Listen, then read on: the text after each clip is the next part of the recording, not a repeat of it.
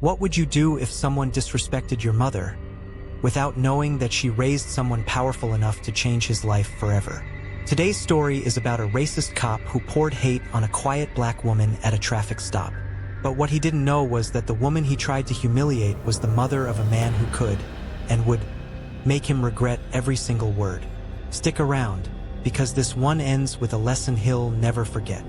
Welcome back to the channel, where we share powerful, real-life stories about justice, karma, and the truth finally coming to light. If you believe in fairness, dignity, and standing up for what's right, then hit that like button, subscribe, and turn on notifications, because you don't want to miss the stories we share here. This story begins in a quiet suburban town.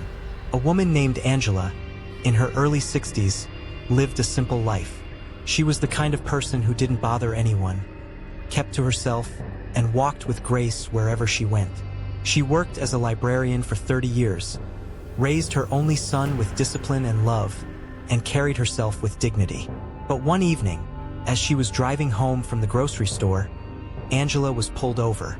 Not for speeding, not for breaking the law, but because of the color of her skin. The officer who stopped her was known in the community for his short temper and his prejudice. His name? Officer Daniels. He had a reputation of harassing minorities, but no one ever challenged him directly. That day, Angela became his target. As Angela pulled over, Daniels didn't just walk to her car, he stormed toward it. Instead of a polite greeting, he barked, "What are you doing in this neighborhood? Show me your license and registration." Angela, calm as always, handed over her papers. She didn't argue. She didn't raise her voice. But Daniels wasn't satisfied. He began lecturing her, accusing her of being in the wrong place, hinting that she might be up to no good. Then, in an act of pure disrespect, he tossed her documents on the ground and sneered, "People like you should know their place." Angela said nothing. She quietly picked up her papers, got back in her car, and drove home once he let her go. But what Daniels didn't know, what he couldn't have imagined, was that Angela's son, Marcus, wasn't just anybody. Marcus was a rising attorney, a civil rights lawyer who had already won several high-profile cases against police misconduct. And when Angela told him what happened, he didn't just get angry, he got determined. Marcus listened carefully as his mother described the humiliation she endured. The image of his gentle, loving mother bending down on the side of the road to pick up her scattered documents burned into his memory. This wasn't just about his mom anymore. It was about every person Daniels had ever abused his badge against. Marcus went to work. He filed formal complaints, demanded body cam footage, and began interviewing others in the community. It didn't take long before he uncovered a disturbing pattern. Daniels had dozens of complaints on record, but they were buried, ignored, or dismissed by the department. But Marcus wasn't just any lawyer.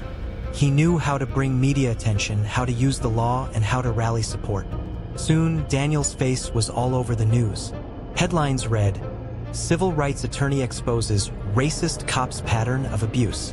The quiet black woman Daniels tried to humiliate had now become the center of a storm, and the son she raised was the one leading the charge. The case went to court.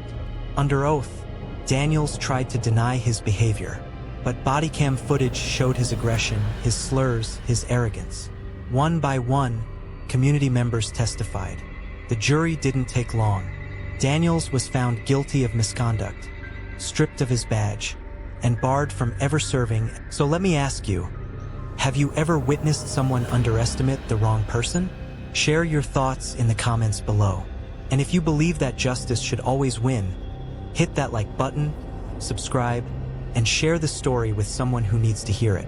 Until next time, stay strong, stay kind, and remember, karma always finds its way.